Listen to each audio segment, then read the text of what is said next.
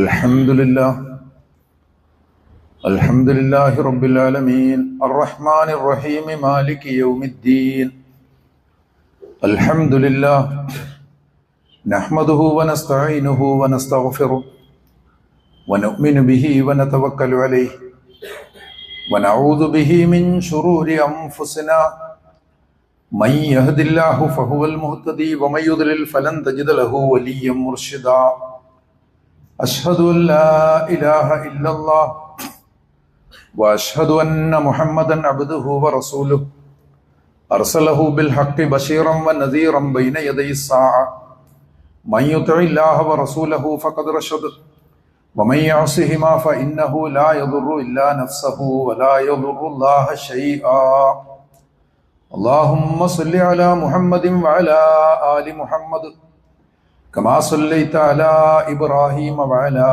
آل إبراهيم إنك حميد مجيد اللهم بارك على محمد وعلى آل محمد كما باركت على إبراهيم وعلى آل إبراهيم إنك حميد مجيد أما بعد فإن خير الكلام كلام الله وخير الهدي هدي محمد صلى الله عليه وسلم وشر الأمور محدثاتها وكل بدعة ضلالة أعوذ بالله من الشيطان الرجيم ولما جاء موسى لميقاتنا وكلمه ربه قال رب أرني أنظر إليك قال لن تراني ولكن انظر إلى الجبل فإن استقر مكانه فسوف تراني فلما تجلى ربه للجبل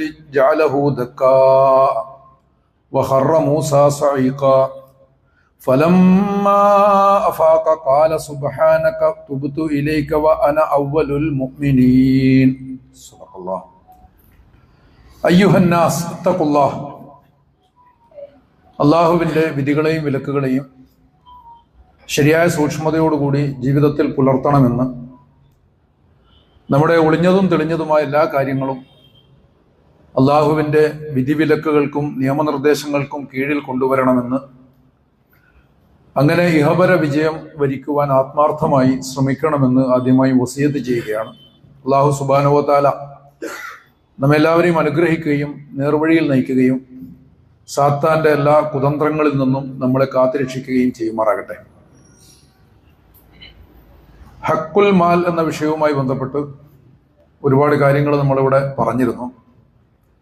നമ്മുടെ വ്യത്യസ്തങ്ങളായിട്ടുള്ള ബാധ്യതകൾ, റെസ്പോൺസിബിലിറ്റീസ്, ഇതുമായി ബന്ധപ്പെട്ട ഒരു നീണ്ട ചർച്ചാ പരമ്പരയാണ് നമ്മളിപ്പോൾ നടത്തിക്കൊണ്ടിരിക്കുന്നത്. അതിൽ സമ്പത്തുമായി ബന്ധപ്പെട്ട ബാധ്യതകൾ, അവകാശങ്ങൾ, ഇതിൻ്റെ തുടക്കത്തിൽ നമ്മൾ വിക്ടോർ യൂഗോയെ അവലംബിച്ചിരുന്നു. അദ്ദേഹത്തിൻ്റെ ലെ മിസറബിളെ, പാവങ്ങൾ എന്ന നോവല്. അതിൽ പ്രത്യേകിച്ച് ഇസ്ലാമികമായ ചിഹ്നങ്ങളോ ബിംബങ്ങളോ ഒന്നുമില്ല.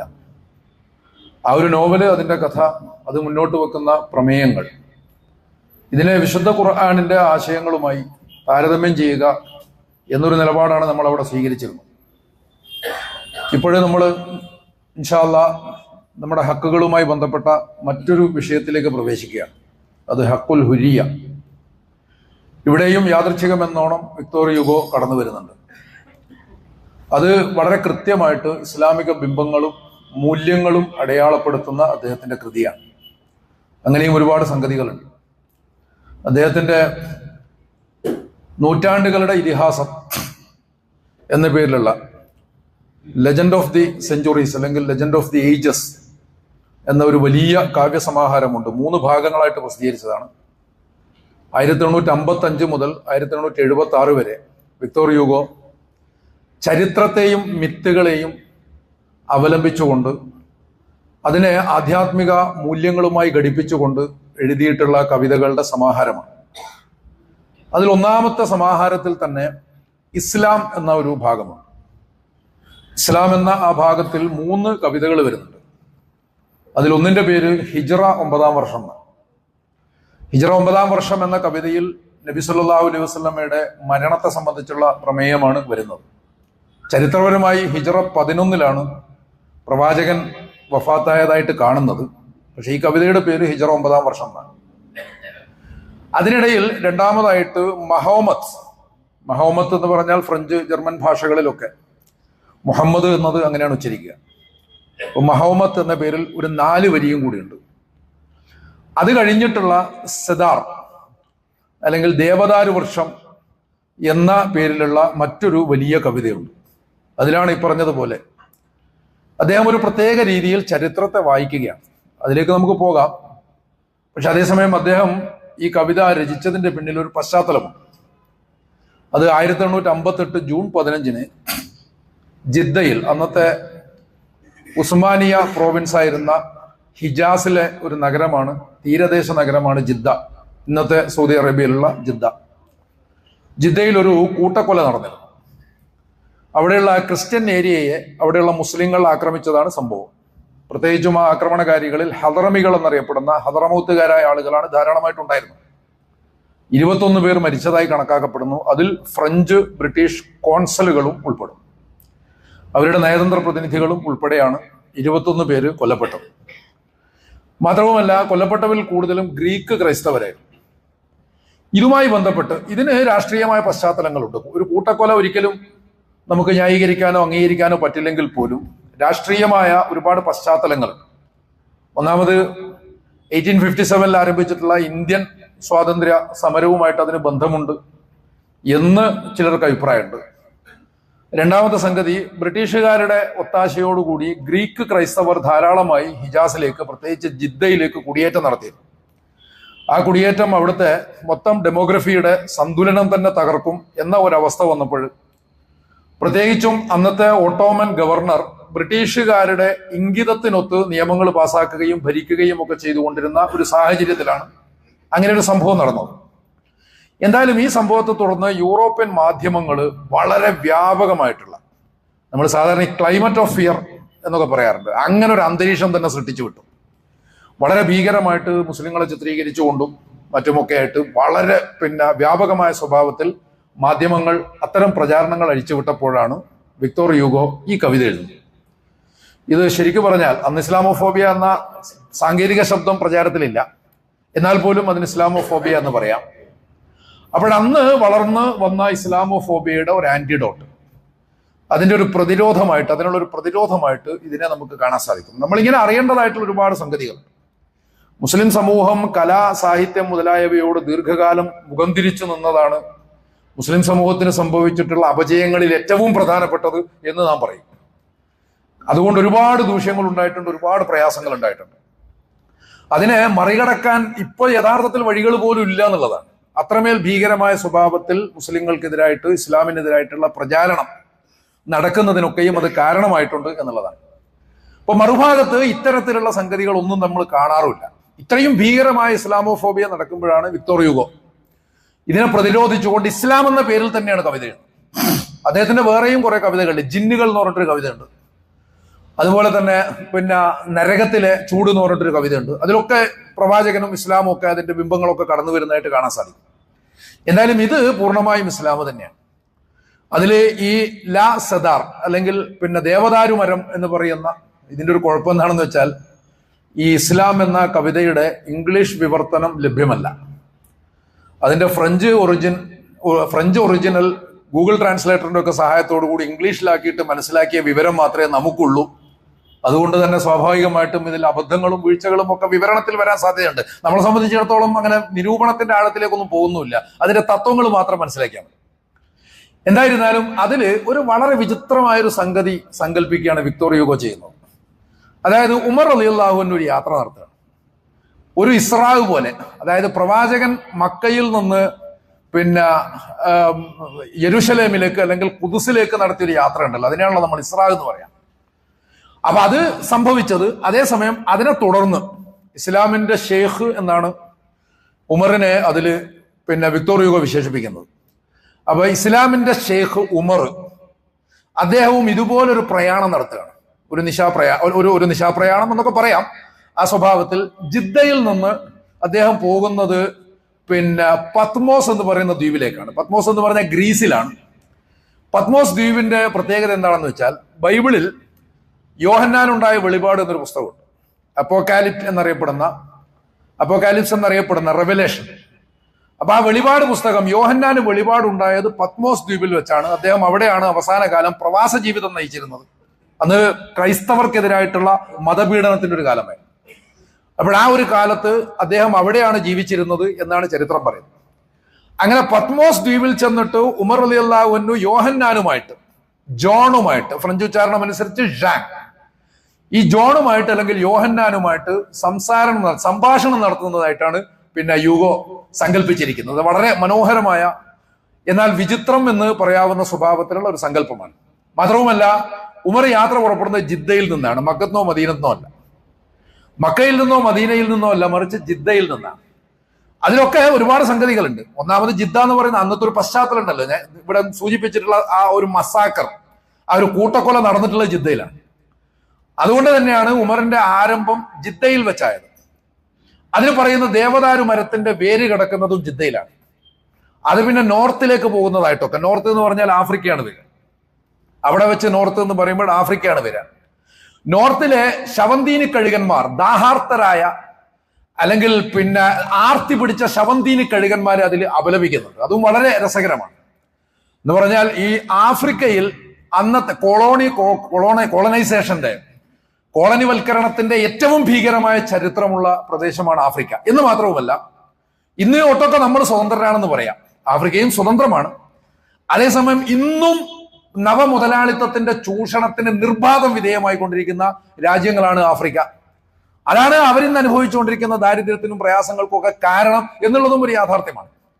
അപ്പോൾ അവിടെ നടപ്പിലാക്കിയിട്ടുള്ള ആ ക്രൂരതയുണ്ടല്ലോ, അവിടെയുള്ള കഴുകന്മാർ, ഇതൊരു ഓർമ്മപ്പെടുത്തലും കൂടിയാണ്. ജിദ്ദയിലെ കൂട്ടക്കൊല നടത്തി 21 പേരെ കൊന്നു എന്ന് പറയുന്നത് അത്ര വലിയ കാര്യമൊന്നുമല്ല. അത് നമ്മൾ ന്യായീകരിക്കേണ്ട കാര്യമൊന്നുമില്ല. പക്ഷെ അതേസമയം തന്നെ അതിനേക്കാൾ എത്രയോ ഭീകരമായ അവസ്ഥ പലയിടത്തും സൃഷ്ടിച്ചിട്ടുള്ള ആളുകളാണ് ഈ പറയുന്ന ഒരു ക്ലൈമറ്റ് ഓഫ് ഫിയർ, ഇസ്ലാമോഫോബിയ എന്ന് നമ്മൾ പറയുന്ന ഒരു സാധനം അഴിച്ചുവിടാൻ ശ്രമിക്കുന്നത് എന്ന ഒരു വൈരുദ്ധ്യം യഥാർത്ഥത്തിൽ യൂഗോ അതിൽ ചൂണ്ടിക്കാണിക്കുന്നുണ്ട് എന്നുള്ളതാണ് വസ്തുത. എന്തായാലും അതിലേക്ക് നമുക്ക് വിശദമായിട്ട് പോകാം. നമ്മൾ നേരത്തെ പിന്നെ ഈ സമ്പത്തിന്റെ ഹക്കിനെ സംബന്ധിച്ച് പറയുമ്പോൾ അതിൽ പറഞ്ഞിട്ടുള്ള ഏറ്റവും പ്രധാനപ്പെട്ട സംഗതി, ഇസ്ലാമിലെ സാമ്പത്തിക വ്യവസ്ഥയുടെ അടിത്തറ എന്ന് പറയുന്നത് പിന്നെ അനുഭൂതി, അതോടൊപ്പം തന്നെ കാരുണ്യം. അനുഭൂതിയും മനുഷ്യനോടുള്ള അനുഭൂതി, അതോടൊപ്പം തന്നെ കാരുണ്യം, ഇതാണ് യഥാർത്ഥത്തിൽ. ഇതിന് നേരെ വിരുദ്ധമായിട്ടാണ് ധനപൂജയും ക്യാപിറ്റലിസവും ഒക്കെ വരുന്നത് എന്നും നമ്മൾ പറഞ്ഞു. പ്രധാനമായും അതിനെ അപലപിക്കുന്ന ഒരു ചെറിയ സൂറത്ത് വൈലുല്ലിക്കുല്ലി ഹുമസത്തിൽ ലുമസ എന്ന് പറയുന്ന ആയത്ത് വിശദീകരിച്ചുകൊണ്ടാണ് നമ്മളത് പറഞ്ഞത്. വൈലുല്ലിക്കുല്ലി ഹുമസത്തിൽ ലുമസ, അതിൽ വളരെ കൃത്യമായിട്ടുണ്ട് ആളുകളെ അധിക്ഷേപിക്കുന്നവർ, ആളുകളെ തരം താഴ്ത്തുന്നവർ, ജനങ്ങൾക്കിടയിൽ വളരെ കൃത്യമായിട്ടുള്ള ക്ലാസുകൾ സൃഷ്ടിക്കുന്നവർ എന്നുള്ളതാണ്. അങ്ങനെ ക്ലാസുകൾ സൃഷ്ടിച്ചിട്ട് ഒരു വിഭാഗത്തെ താഴ്ന്നവരാക്കി മാറ്റുക, ഇതാണ് യഥാർത്ഥത്തിൽ സംഭവിക്കുന്നത്. അതിന്റെ കാരണം എന്താണെന്ന് വെച്ചാൽ അല്ലത് ഈ ജമാഅമാലം അദ്ദദ എന്ന് പറഞ്ഞാൽ എണ്ണി തിട്ടപ്പെടുത്തിക്കൊണ്ടേയിരിക്കുക, ഇതിങ്ങനെ ശേഖരിച്ചു വെച്ചുകൊണ്ടേയിരിക്കുക. അപ്പോൾ അങ്ങനെ ശേഖരിച്ചു കൊണ്ടേയിരിക്കുന്നത് ആ അർത്ഥത്തിൽ ആ ശേഖരിക്കുക എന്ന് പറയുന്നത് തന്നെയും നിരാകരിച്ചുകൊണ്ടും നിഷേധിച്ചുകൊണ്ടുമുള്ള സാമ്പത്തികമായ നിലപാടുകളാണ് ഇസ്ലാം പഠിപ്പിക്കുന്നത് എന്നും കാണേണ്ടതാണ്. അപ്പോൾ ഇതെല്ലാം ഇങ്ങനെ സംഭവിക്കുന്നതാണെന്നുള്ള അതിന്റെ നമ്മുടെ ഇക്കണോമിക് വ്യവഹാരങ്ങളുടെ, സാമ്പത്തിക വ്യവഹാരങ്ങളുടെ അടിസ്ഥാന തത്വങ്ങളെയും നമ്മൾ പരിശോധിച്ചു. വിശുദ്ധ ഖുർആനെ ബേസ് ചെയ്തുകൊണ്ട് അതിൽ ഒന്നാമതായിട്ടും ഖുർആൻ അത് ട്രേഡിനെയും കൊമേഴ്സിനെയും ഒക്കെ പ്രോത്സാഹിപ്പിക്കുന്നു എന്നുള്ളതാണ്. കച്ചവടത്തെ പ്രോത്സാഹിപ്പിക്കുന്നു. ലോകത്ത് പലയിടത്തും ഇസ്ലാമിക പ്രബോധനവുമായിട്ട് ചെന്നിട്ടുള്ള ആളുകൾ കച്ചവടക്കാരാണ്. ഇപ്പൊ കേരളത്തിൽ നമ്മൾ വന്നു എന്ന് പറയുന്ന മാലിക് ദീനാർ അടക്കം, അദ്ദേഹത്തിന്റെ പേര് പോലും ദീനാറിന്റെ പിതാവ് എന്ന് പറഞ്ഞാൽ നല്ല ഒന്നാന്തര കച്ചവടക്കാരനായതുകൊണ്ടാണ് ആ പേര് തന്നെ വന്നത് എന്നാണ് പറയുന്നത്.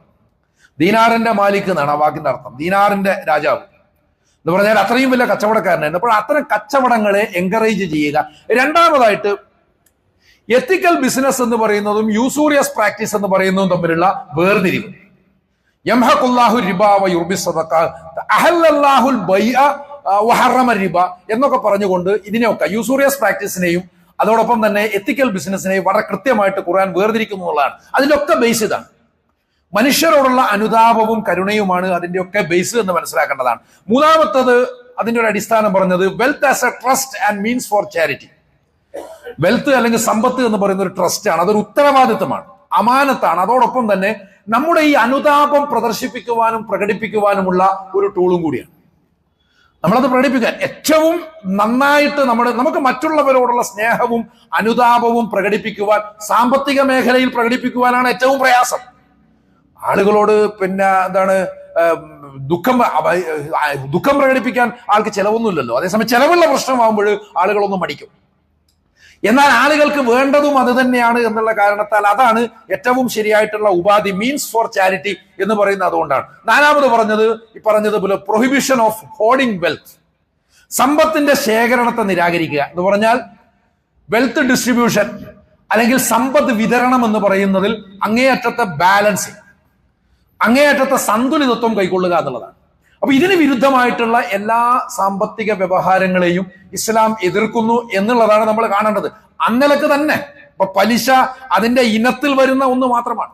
നമ്മളെ സംബന്ധിച്ചിടത്തോളം പലിശ അങ്ങോട്ട് എടുത്തു കളഞ്ഞു കഴിഞ്ഞാൽ അത് ഇസ്ലാമിക സമ്പദ് വ്യവസ്ഥയായി എന്ന തെറ്റിദ്ധാരണയൊക്കെ ഉണ്ട്. അങ്ങനെയൊന്നുമില്ല.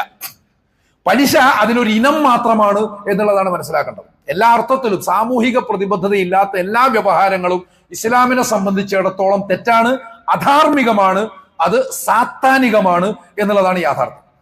അന്നിലക്ക് തന്നെയാണ് ഇപ്പോ പലിശക്കാരായിട്ടുള്ള ചില കഥാപാത്രങ്ങളെ നമ്മൾ അനുസ്മരിച്ചിരുന്നത്. എബനേസർ സ്ക്രൂജ്, ചാൾസ് ഡിക്കൻസിന്റെ സ്ക്രൂജ്, അതുപോലെ തന്നെ ഷേക്സ്പിയറുടെ ഷൈലോക്ക് മുതലായിട്ടുള്ള കഥാപാത്രങ്ങളൊക്കെ ക്രൂരതയുടെയും ദുഷ്ടതയുടെയും പ്രതീകങ്ങളായിട്ട് തന്നെ സാധാരണ സംഭാഷണങ്ങളിൽ പോലും, ഷൈലോക്ക് ആരാണെന്ന് അറിയാത്തവർ പോലും ആ വാക്ക് ഉപയോഗിച്ചിട്ടുണ്ടാവും. ഷൈലോക്ക് എന്ന കഥാപാത്രം അത് ഏത് നാടകത്തിലാണ്, ഏത് പുസ്തകത്തിലാണ്, അത് ആരാണ് എന്നൊന്നും അറിയാത്തവർ പോലും ആ വാക്ക് ധാരാളമായിട്ട് ഉപയോഗിച്ചിട്ടുണ്ടാവും. അത്രമേൽ വ്യാപകമായിട്ട് ഭാഷയിലെ തന്നെ ഒരു പദമായിട്ട് അത് മാറി എന്നുള്ളതാണ്. അപ്പോൾ അതുകൊണ്ട് തന്നെ ഈ മൂല്യം, മാനുഷികതയിൽ അധിഷ്ഠിതമായിട്ടുള്ള അനുതാപവും കാരുണ്യവും അതാവണം എല്ലാ വ്യവഹാരങ്ങളുടെയും അടിത്തറ എന്നുള്ളതാണ് യഥാർത്ഥത്തിൽ ഇസ്ലാം നമ്മളെ പഠിപ്പിക്കുന്നത് എന്ന് മനസ്സിലാക്കേണ്ടതാണ്. അതല്ലാത്തത് വൈലുല്ലിൽ മുത്തഫിഫീൻ, കള്ളത്തൂക്ക് നടത്തുന്നവർക്ക് മഹാനാശം, അവർക്കുള്ളതാണ് നരകം, അവർക്കുള്ളതാണ് നരകം. തൂക്കത്തിൽ കള്ളത്തരം കാണിക്കുന്നവർക്കുള്ളതാണ് നരകം. അല്ലദീന ഇദക്താലു അലന്നാസി യസ്തൗഫൂൻ വഇദാ കാലൂഹും അവസനൂഹും യുഖ്സിറൂൻ. രക്ഷപ്പെടാൻ പറ്റില്ല എന്നാണ്. അവർക്കുള്ളത് തന്നെയാണ് നരകം. അവര് കുറെ അതിന് മറയായിട്ട് നിസ്കരിക്കുകയും പ്രാർത്ഥിക്കുകയും ചെയ്തു എന്ന് വിചാരിച്ചിട്ട് ഒരു കാര്യമില്ല.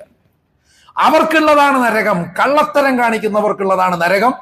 തൂക്കിൽ, അളവിലും തൂക്കത്തിലും കള്ളത്തരം കാണിക്കുന്നവർക്കുള്ളതാണ് നരകം. അല്ലദീന ഇദക്താലു അലന്നാസി യസ്തൗഫൂൻ, ആളുകളടുത്ത് ഇങ്ങോട്ടെന്തെങ്കിലും വാങ്ങുമ്പോൾ വളരെ കൃത്യമായിട്ട് കണക്ക് പറയുക. വൈദാ കാലൂഹും വസനൂഹും യുഖ്സിറൂൻ, അളന്നോ തൂക്കിയോ അങ്ങോട്ടെന്തെങ്കിലും കൊടുക്കുമ്പോൾ അതിൽ കുറവ് വരുത്തുക എന്ന് പറയുന്നത് അതൊരു സാമാന്യ ഉദാഹരണം പറഞ്ഞതാണ്. അവിടെ നിന്ന് അങ്ങോട്ട് ഇപ്പോഴങ്ങനെ ഒന്നുമല്ലല്ലോ. ഇപ്പൊ നമ്മൾ ഇന്റർനെറ്റിലും അതുപോലെ തന്നെ വളരെ ആധുനികമായിട്ടുള്ള മീഡിയങ്ങൾ ഉപയോഗിച്ചുകൊണ്ടൊക്കെയാണ് നമ്മളിപ്പോ കച്ചവടം ചെയ്യുന്നത്.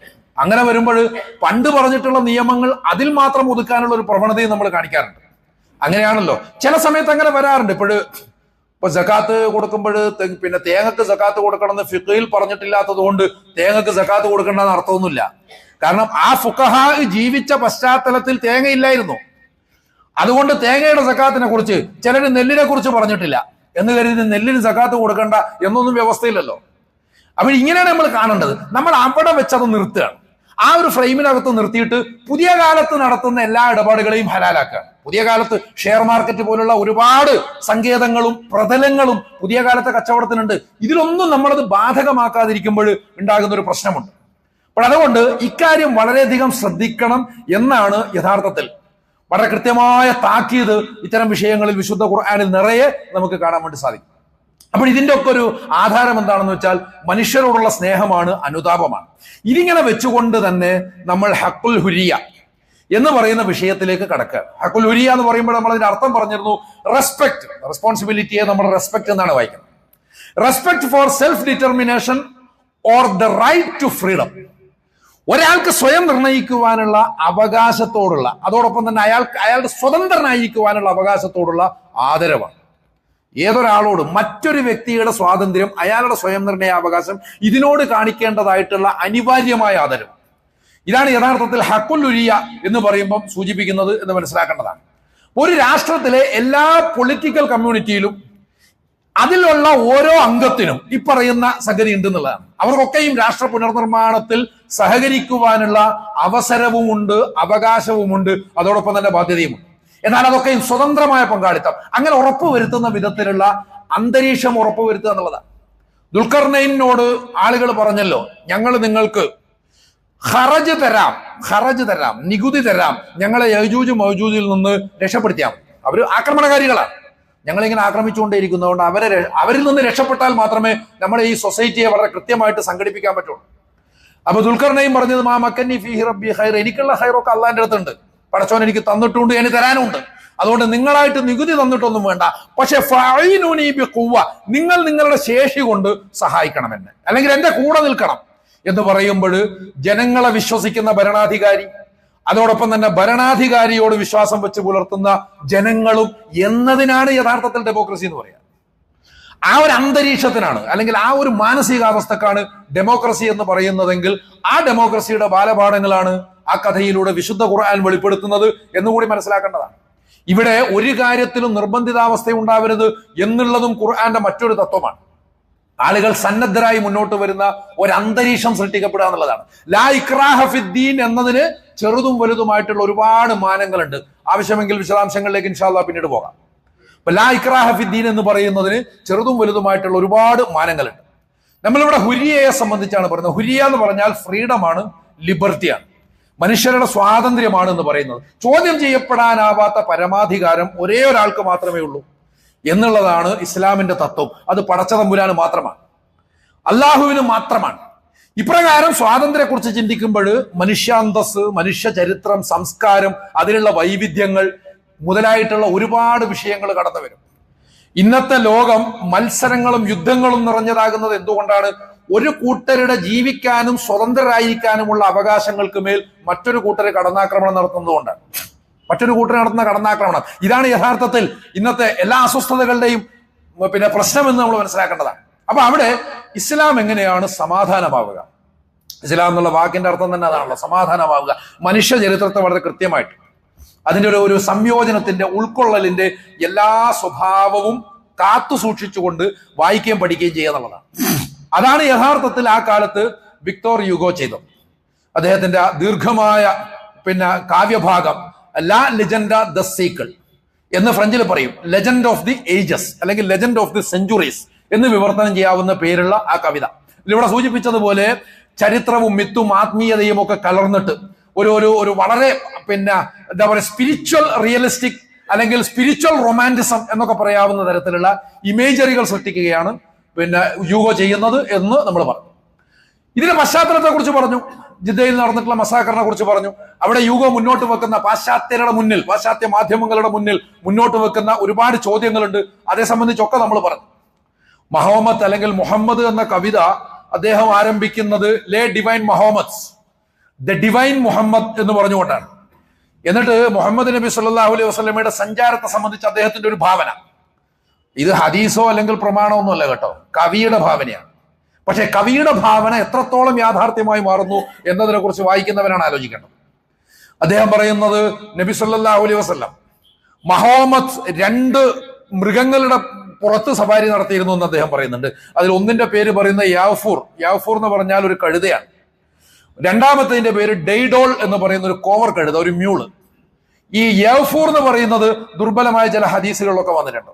അങ്ങനെ ഒരു കഴുത പ്രവാചകൻ ഉണ്ടായിരുന്നു എന്നുള്ളതാണ്. പക്ഷെ ഇവിടെ വേറൊരു പ്രശ്നമുള്ളത്, കഴുതപ്പുറത്തും കോവർ കഴുതപ്പുറത്തും ഒക്കെ അന്ന് വളരെ സാധാരണക്കാരായ ആളുകളെ സഞ്ചരിക്കുള്ളൂ. പക്ഷേ നബി സഞ്ചരിച്ചിരുന്നു.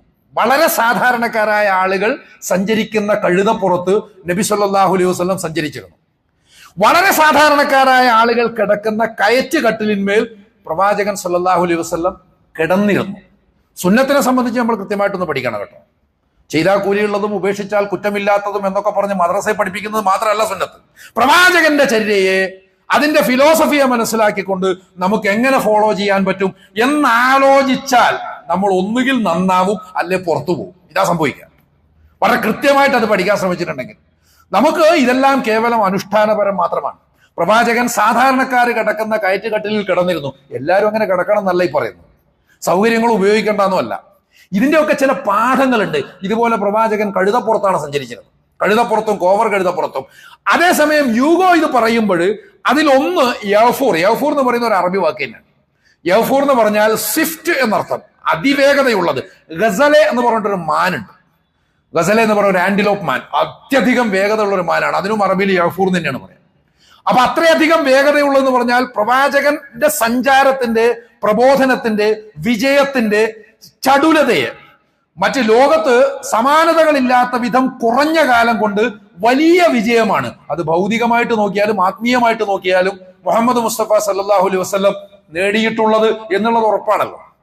അതിന് ചരിത്രം സാക്ഷ്യമാണ്. അതിന് വേറെ ഉദാഹരണമൊന്നുമില്ല, വേറെ ഒരു മാതൃകയും അതിനില്ല എന്നുള്ളത് മനസ്സിലാക്കേണ്ടതാണ്. അപ്പൊ അത്രയും ചടുലമായിട്ട്, അതുകൊണ്ടാണ് യഗ്ഫൂർ എന്നതിന് പേര് തന്നെ. ഇനി ഡെയ്ഡോൾ എന്ന് പറഞ്ഞാൽ പ്രത്യേകിച്ച് ഏതെങ്കിലും ഭാഷയിൽപ്പെട്ട ഏതെങ്കിലും ഒരു വാക്കാണോ എന്ന് വ്യക്തമല്ല. അത് ഈ പറഞ്ഞതുപോലെ നമ്മൾ ഗൂഗിൾ ട്രാൻസ്ലേറ്ററിൽ ഇട്ടിട്ട് അതിന് ഇംഗ്ലീഷ് വാക്കൊന്നും കിട്ടിയിട്ടില്ല. അപ്പൊ ഡെയ്ഡോൾ എന്ന് പറഞ്ഞാൽ പക്ഷെ പേര് കേട്ടിട്ട് അത് പാശ്ചാത്യമാണ്. അപ്പൊ യഗ്ഫൂർ അറബിയാണ്, പൗരസ്ത്യമാണ്. ഡെയ്ഡോൾ എന്ന് പറയുന്നത് പാശ്ചാത്യമാണ്. എന്ന് പറയുമ്പോൾ സംസ്കാരങ്ങളുടെ ഒരു സമന്വയവും അതിൽ കാണാം. ഇങ്ങനെയാണ് മനുഷ്യരെ വായിക്കുന്നത്. മനുഷ്യ ചരിത്രത്തെ യൂഗോ വായിച്ചത് അങ്ങനെയാണ്. അതാണ് യഥാർത്ഥത്തിൽ ഇസ്ലാമിന്റെയും വായന എന്നുള്ളൊരു തിരിച്ചറിവാണ് നമുക്ക് ഉണ്ടാവേണ്ടത്. അതില് ഒരുപാട് ബിംബങ്ങൾ, വളരെ മനോഹരമായ ബിംബങ്ങൾ പ്രയോഗിക്കുന്നുണ്ട്. അതിലൊന്ന് വെയിൽഡ് മോസസ് എന്നൊരു പ്രയോഗമുണ്ട്. എന്ന് പറഞ്ഞാൽ മുഖപടം ഇട്ടിട്ടുള്ള മൂസ. മുഖപടം ഇട്ടിട്ടുള്ള മൂസ എന്നതിന് ഒരു വേര് ബൈബിളിലുണ്ട്. പുറപ്പാട് പുസ്തകം 34-ാം അധ്യായത്തിൽ സീനായി മലയിൽ വെച്ച് അള്ളാഹുവുമായിട്ട് യാഹുവയുമായിട്ട് സംസാരിച്ചിട്ട് തിരിച്ചു വരുന്ന സമയത്ത് മൂസാ നബി അലൈഹി സ്വലാത്തു വസ്സലാമയുടെ മുഖം അങ്ങനെ തിളങ്ങുന്നുണ്ടായിരുന്നു എന്നാണ് ഇസ്രായേലി റിപ്പോർട്ടുകളിലൊക്കെ പറയുന്നത്. ബൈബിൾ പറയുന്നത് അങ്ങനെയാണ്. മോസസിന്റെ മുഖം അങ്ങനെ തിളങ്ങുന്നുണ്ടായിരുന്നു. ആ തിളക്കം കണ്ടു നിൽക്കാൻ ഹാറൂന് അടക്കം പറ്റിയില്ല. അതിങ്ങനെ കണ്ടു നിൽക്കാൻ അവരുടെയൊക്കെ കണ്ണ് മഞ്ഞളിച്ചിട്ട് ആകപ്പാട് അന്താളിച്ചു പോയി. ആർക്കും നേർക്ക് നേരെ മൂസാ നബിയുടെ മുഖം നോക്കാൻ സാധിക്കുന്നില്ല. ആ സമയത്ത് മൂസാ നബി അലൈഹി സ്വലാം മോസസ് ഒരു തുണി എടുത്തിട്ട് മുഖം മറച്ചു എന്നുള്ളതാണ്. അങ്ങനെ ഒരു മറവിനെ സംബന്ധിച്ച് പറയുന്നുണ്ട്. അതായിരിക്കാം ഈ വെയിൽഡ് മോസസ് എന്ന് പറയുമ്പോൾ അർത്ഥം. അതേസമയം തന്നെ ഇതേ സന്ദർഭത്തെ വിശുദ്ധ ഖുർആൻ എങ്ങനെ വായിക്കുന്നു എന്നുള്ളതാണ് നമ്മൾ തുടക്കത്തിൽ ഉദ്ധരിച്ചത്. വലമ്മാ ജാഅ മൂസ ലിമീഖാത്തിന, നാം നിശ്ചയിച്ച സമയത്ത് മൂസ ഇങ്ങോട്ട് വന്നു. വകല്ലമഹു റബ്ബുഹു, എന്നിട്ട് റബ്ബ് അദ്ദേഹത്തോട് സംസാരിക്കുകയും ചെയ്തു. കാന റബ്ബി അരിനി അൻദുറിലേക്ക്. ആ സമയത്ത് മൂസ പറഞ്ഞു, പടച്ചവനെ എനിക്ക് നിന്നെ ഒന്ന് കാണണമെന്നുണ്ട് എന്ന് പറഞ്ഞപ്പോൾ കാല ലൻ തറാനി, നിനക്കൊരിക്കലും എന്നെ കാണാൻ പറ്റില്ല. പക്ഷെ നീ ആ മലയൊന്ന് നോക്ക്. ആ മല ആ സ്ഥാനത്ത് തന്നെ നിൽക്കുന്നുണ്ടെങ്കിൽ നിനക്ക് എന്നെ കാണാൻ പറ്റും. അങ്ങനെ അള്ളാഹു ആ മലയുടെ മേൽ പ്രഭാവിതനായി എന്ന് വേണം പറയാൻ. അതോടുകൂടി ആ മല ജഅലഹു ദക്ക, അതങ്ങ് പൊടിഞ്ഞുപോയി. ഇത് കണ്ടതോടുകൂടി മൂസാ അലൈഹി സ്വലാത്തു വസ്സലാം ബോധം കെട്ടുകൂടി നടന്നു. അങ്ങനെ മോഹാലസ്യം വിട്ടിട്ട് പിന്നീട് അദ്ദേഹം എണീറ്റതിന് ശേഷം കാല സുബ്ഹാനക തുബ്തു ഇലൈക്, അള്ളാഹു എത്രയോ പരിശുദ്ധൻ. തുബ്തു ഇലൈക്, നിന്നിലേക്ക് ഞാൻ മടങ്ങുന്നു. വന അവ്വലുൽ മുഅ്മിനീൻ, മുഅ്മിനുകളിൽ ഒന്നാമത്തവനായി മാറിയിരിക്കുന്നു ഞാൻ എന്നാണ് പറയുന്നത്. അപ്പോൾ ഇത് ഈ വെയിൽഡ് മോസസ് എന്ന് പറയുന്ന ഒരു കൺസെപ്റ്റുമായിട്ട് ചേർത്ത് വെക്കുമ്പോൾ ഒരുപാട് വിശദീകരിക്കാൻ വേണ്ടി സാധിക്കും. അതിൽ ഏറ്റവും പ്രധാനം എന്താണെന്ന് വെച്ചാൽ മനുഷ്യന്റെ ധാരണയുടെ പരിമിതി, മനുഷ്യന്റെ അറിവ് എത്രത്തോളം വലുതാണ്, അതിന് എത്രത്തോളം വികസിക്കാൻ സാധിക്കും എന്ന് പറയുന്ന ഖുർആൻ തന്നെ അതിന്റെ പരിമിതിയെയും ചൂണ്ടിക്കാണിക്കുന്നുണ്ട്. അത് തന്നെയാണ് യഥാർത്ഥത്തിൽ ഈ വെയിൽഡ് മോസസിനെ അവതരിപ്പിച്ചതിലൂടെ യൂഗോയും നമ്മൾ ഓർമ്മിപ്പിക്കുന്നത് എന്ന് തിരിച്ചറിയാൻ സാധിക്കും. അങ്ങനെ വരുമ്പോൾ നമ്മൾ യഥാർത്ഥത്തിൽ മറ്റുള്ളവരുടെ മേൽ കടന്നാക്രമണം നടത്തുന്നതും മറ്റുള്ളവരെ മോശക്കാരായിട്ടോ നിന്ദ്യരായിട്ടോ കാണുന്നതും ഒക്കെ എന്തിന്റെ അടിസ്ഥാനത്തിലാണ്? നമ്മൾ കേമന്മാരാണ്. അങ്ങനെ ഒരു കേമത്വം ആർക്കുമില്ല. ഒരു പരിധിക്കപ്പുറം പ്രവാചകന് പോലും അള്ളാഹു അത് കൊടുത്തിട്ടില്ല എന്ന് വരുമ്പോഴുണ്ടാകുന്ന ഒരു പാഠമുണ്ടല്ലോ. ഇൻഷാ അല്ലാഹ് ഇതുമായി ബന്ധപ്പെട്ട് ഇനിയും ഒരുപാട് പറയാൻ. ആ ഒരു കവിതയുമായി ബന്ധപ്പെട്ട് തന്നെ നമ്മൾ ഈ ഹഖുൽ ഹുരിയ എന്ന് പറയുന്നതിന്റെ ഒരുപാട് പാഠങ്ങൾ, ഒരുപാട് കാര്യങ്ങൾ അതിൽ നിന്ന് തന്നെ കിട്ടും എന്നാണ് നമ്മൾ മനസ്സിലാക്കേണ്ടത്. അല്ലാഹു സുബ്ഹാനഹു വ തആല കാര്യങ്ങൾ ശരിയായി മനസ്സിലാക്കിക്കൊണ്ട് എല്ലാവരുടെയും അവകാശങ്ങൾ വകവെച്ചു കൊടുത്തുകൊണ്ട് എല്ലാവരോടും നല്ല രീതിയിൽ വർത്തിച്ചുകൊണ്ട് നീതിപൂർവകമായ ജീവിതം നയിച്ച് വിജയം വരിക്കുവാനുള്ള തൗഫീഖ് നമുക്ക് എല്ലാവർക്കും പ്രദാനം ചെയ്യുമാറാകട്ടെ.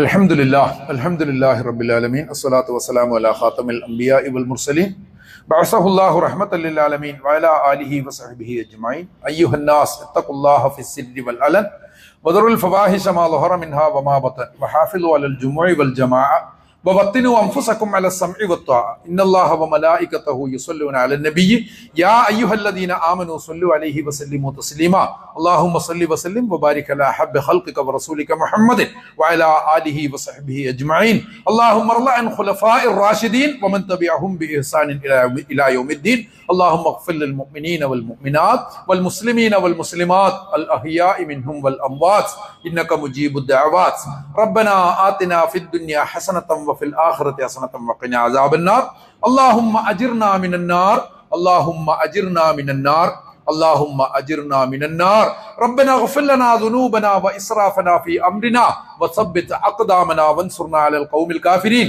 اللهم أعز الإسلام والمسلمين اللهم أذل الشرك والمشركين اللهم دمر أعداءنا وأعداءك وأعداء الدين اللهم دمر أعداءك وأعداء المجاهدين ربنا اغفر لنا ولإخواننا الذين سبقونا بالإيمان ولا تجعل في قلوبنا غلا للذين آمنوا ربنا إنك رؤوف رحيم برحمتك يا أرحم الراحمين.